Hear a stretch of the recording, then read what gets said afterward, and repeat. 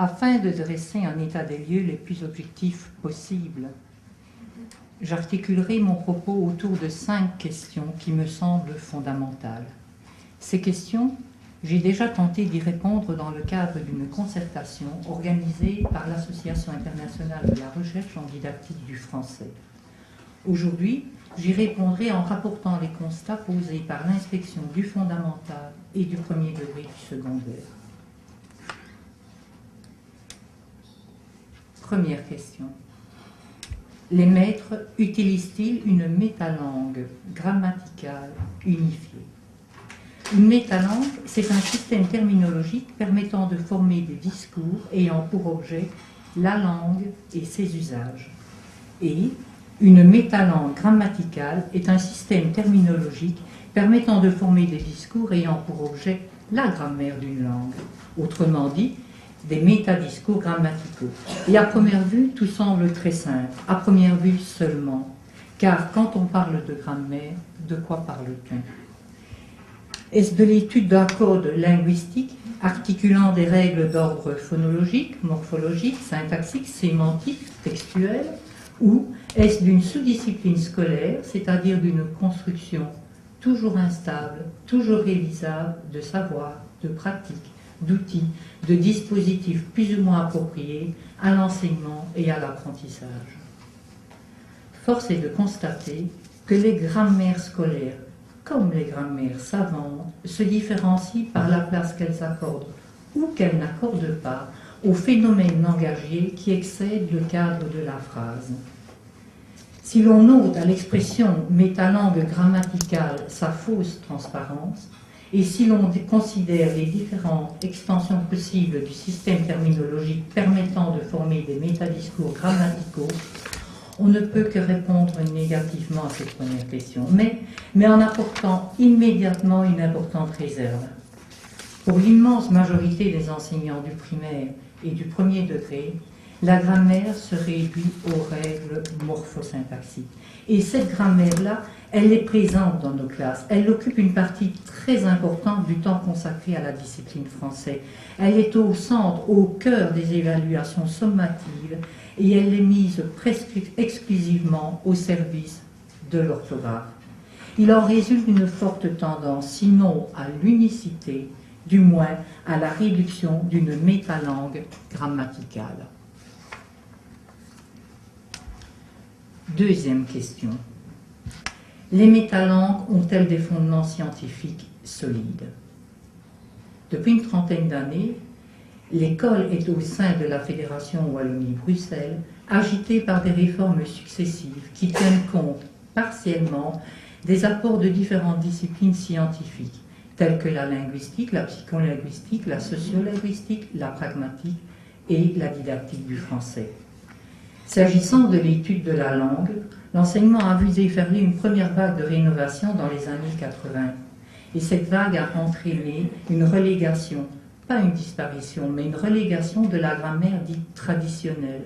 Grammaire traditionnelle qui mêlait la description syntaxique et la description sémantique. S'inspirant d'une grammaire distributionnelle déjà devenue obsolète dans les années 80 et de la grammaire générative alors largement débordée par la linguistique de l'énonciation et, dans notre communauté, appuyée par un code de terminologie grammaticale paru en 1985, la grammaire alors qualifiée de nouvelle a provoqué des modifications terminologiques, mais sans pour autant entraîner de changements importants dans les modes d'approche des savoirs langagiers et dans les tâches où ces derniers devaient être convoqués. Pour autant, le mot d'ordre des autorités pédagogiques était de ne plus faire de la grammaire pour de la grammaire, mais de pratiquer un enseignement et de favoriser un apprentissage des savoirs langagiers qui servent à l'expression. À la fin des années 90, la communauté française de Belgique a produit le référentiel intitulé Socle de compétences. Ce référentiel, vous le savez, il met à l'honneur dans la partie consacrée au français en particulier les compétences de communication. L'enseignement des savoirs scolaires relatifs à la langue et à ses usages a maintenant pour vocation de former des jeunes qui utilisent leurs connaissances dans des activités de communication verbale. L'une des caractéristiques de ce référentiel est qu'il contient des termes qui n'avaient guère cours à l'école auparavant. Des termes comme situation de communication, intention dominante, structure dominante, cohérence, cohésion, progression thématique, organisateur textuel, réseau anaphorique. Aucun de ces termes, issus des développements de la linguistique textuelle et de l'analyse de discours, ne figure dans le code de terminologie grammaticale, puisque lui ne présente qu'une métalangue, portant sur les faits intraphrasiques. À l'heure actuelle, les enseignants se trouvent donc sous la coupe de deux documents émanant des instances pédagogiques, deux référentiels incontestablement fondés sur des acquis de la recherche, mais deux référentiels inspirés par des chercheurs qui n'entendaient pas la grammaire de la même oreille, deux référentiels qui contiennent donc chacun des éléments de métalangue portant sur différentes facettes d'un même objet de savoir. Si l'on ajoute à cette double pression ce retour du refoulé qui se concrétise ici par la persistance de certains mots hérités de la grammaire dite traditionnelle, on comprend que je parle d'une terminologie réduite, mais non d'une terminologie unique.